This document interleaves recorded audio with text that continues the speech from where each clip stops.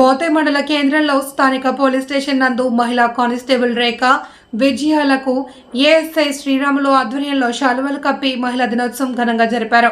ఈ కార్యక్రమంలో head constable Srikanth, police constable Ellaiah, Jaganmohan Reddy, HG Narsireddy, writer Sharif, సిబ్బంది తదితరులు పాల్గొన్నారు. మళ్ళా వీడియోనే ఆన్ చేసినా కదా గంధర్ సార్, వీడియో ఆన్ చేసి అక్కడ ఫోటోస్ పెడతా ఉంది పైన. ఇదా అది ఫోటోస్ పడతాయి. రైట్, ये ऊपर का था